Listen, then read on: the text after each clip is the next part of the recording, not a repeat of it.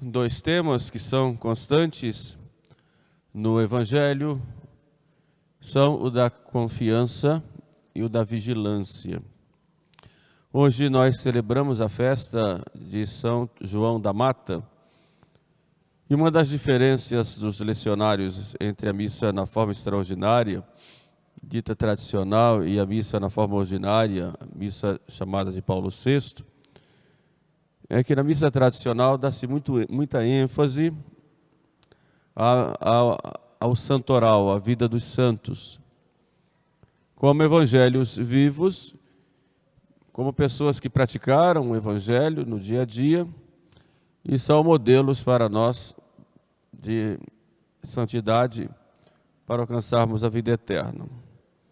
E essa é uma característica na missa na forma extraordinária, dá muita ênfase aos santos.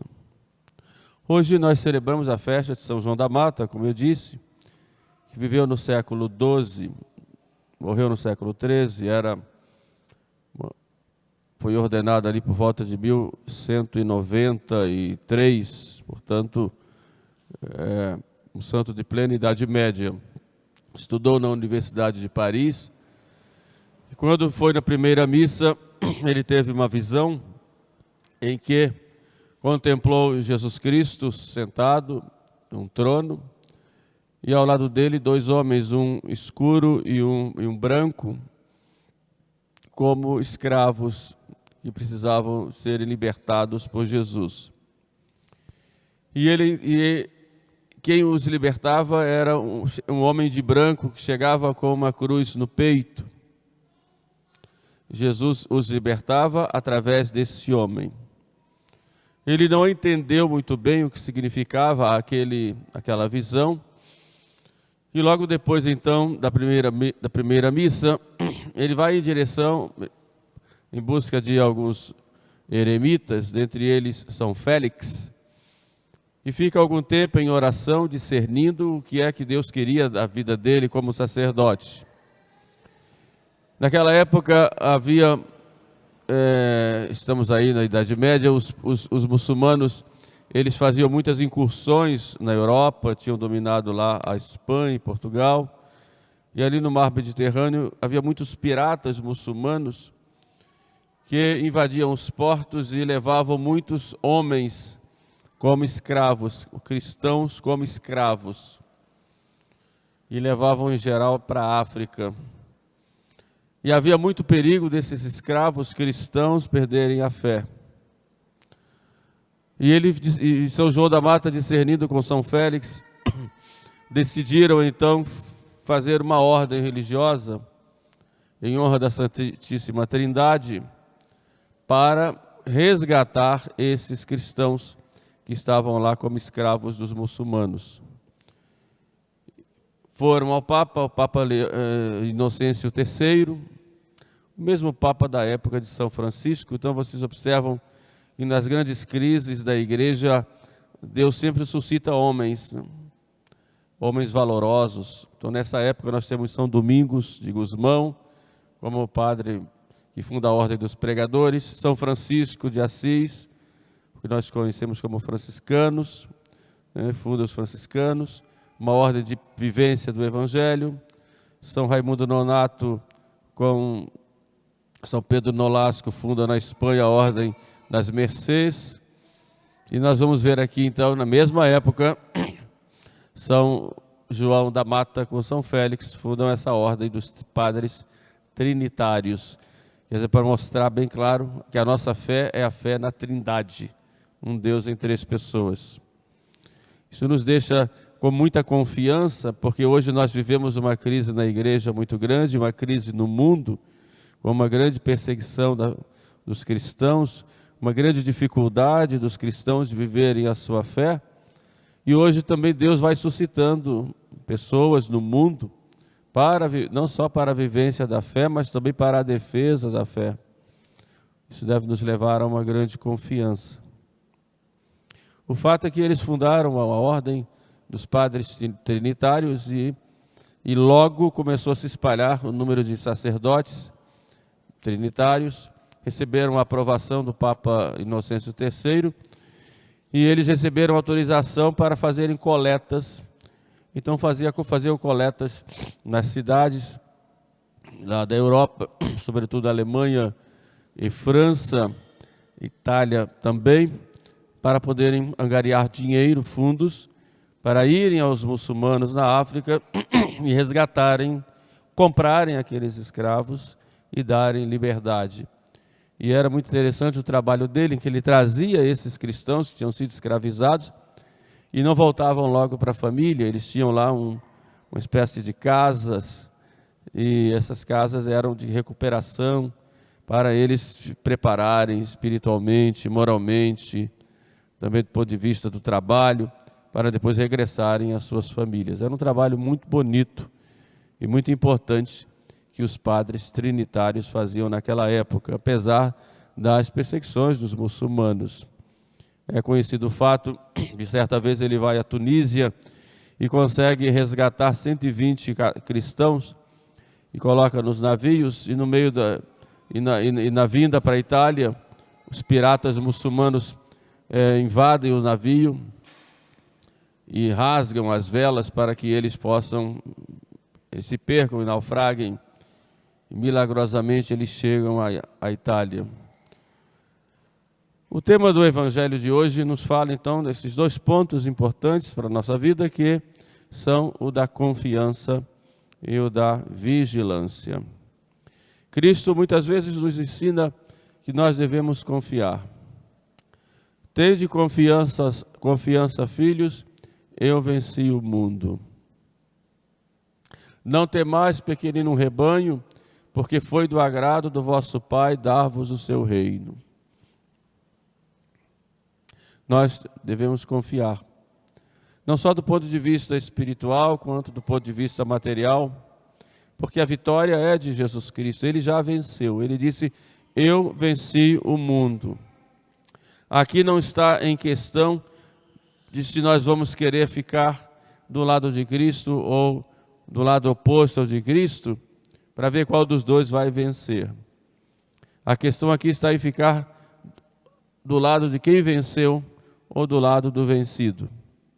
E o vencedor é sempre Cristo.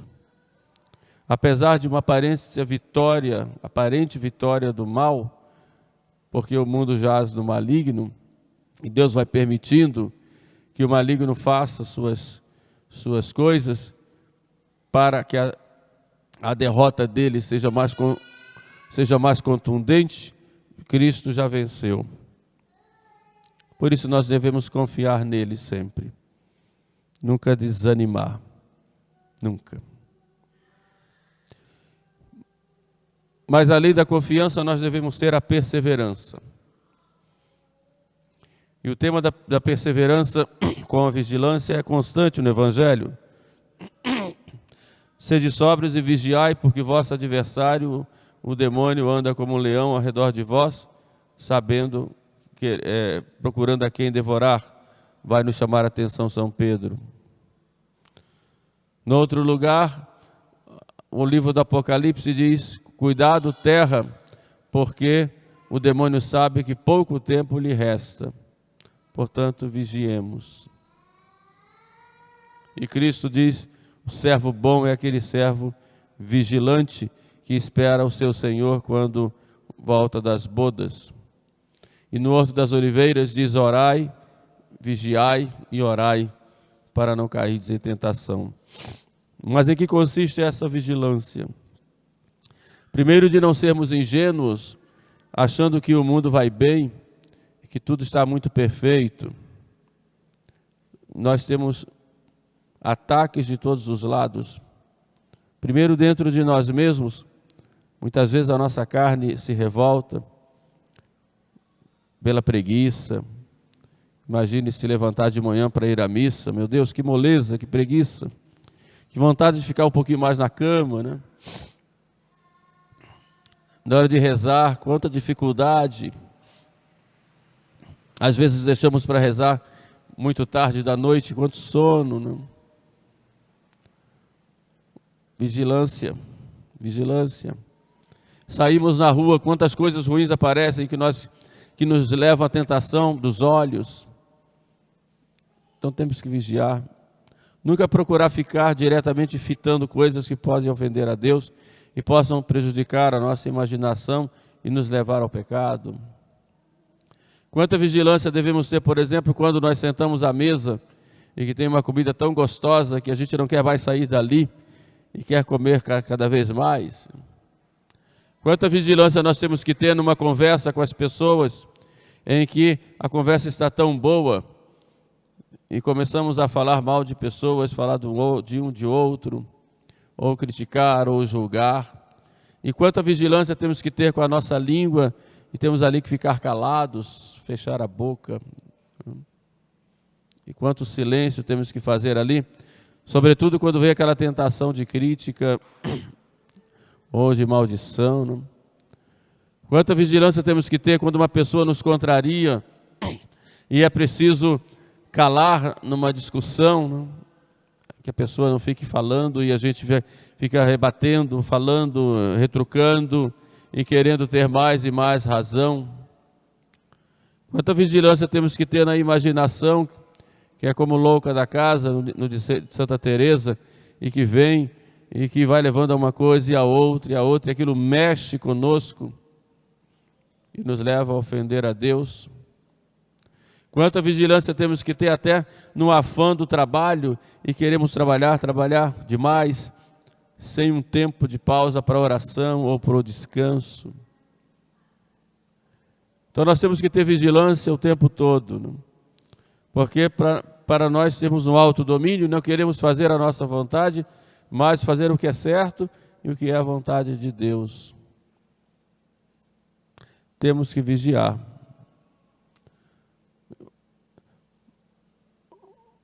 O Papa Bento XVI, falando da vigilância, no seu livro Jesus de Nazaré, ele diz que a vigilância também diz respeito ao cuidado, primeiro com a ação do demônio no mundo.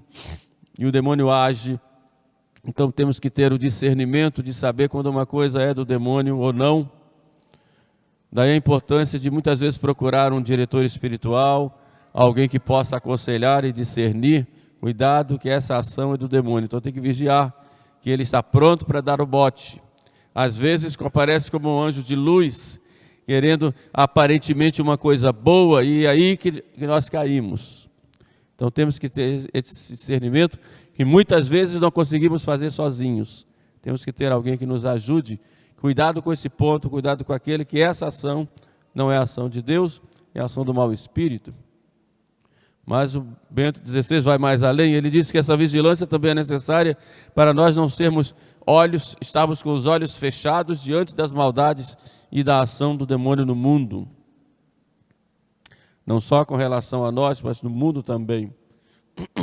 As maldades que o mundo nos apresenta, e há uma espécie de sono que o demônio nos coloca diante dos problemas que nós vemos no mundo, diante da sua ação no mundo, para ficarmos de braços cruzados e não fazermos nada para combatê-lo, tanto quanto podemos, cada um no seu estado de vida.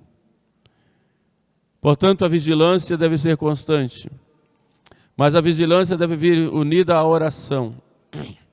Por isso Cristo disse: vigiai e orai. Não apenas vigiar, mas se fortalecer pela oração, porque na oração nós entramos nessa intimidade com Deus, que nos fortalece contra os embustes e ciladas do demônio. E como diz São Paulo, está nos ares, espíritos malignos, né, espalhados pelos ares. São Paulo fala disso. Então há necessidade da oração. Um eremita do início da igreja dizia que é muito importante e dá muita força para a alma a oração à noite, sobretudo quando se levanta de madrugada para orar, porque aí nós vencemos o sono, vencemos essa moleza, vencemos essas dificuldades que nós temos, e aí acordados, né, nós lutamos contra o inimigo, que ele não tem muito poder, se nós nos levantamos à noite para orar. Aliás, isso os salmos já nos falam quantas vezes, e é o que Cristo quer dizer aqui, né? Bem-aventurado o servo que espera o seu Senhor quando volta das bodas. Isso é tarde. Fica pronto ali para acolhê-lo, estar unido a ele e servi-lo. E essa vigilância vai levar exatamente a esse serviço de Deus. Portanto, esse tema da vigilância e da confiança, que são constantes na Sagrada Escritura, devem estar na nossa vida. Nós muitas vezes nos esquecemos disso e por isso nós temos muitas derrotas na nossa vida espiritual. Hoje, nessa festa de São João da Mata, peçamos a Ele a graça de nos dar, de interceder por nós para que tenhamos essa perfeita liberdade, a liberdade dos filhos de Deus. Louvado seja nosso Senhor Jesus Cristo. Para sempre seja louvado.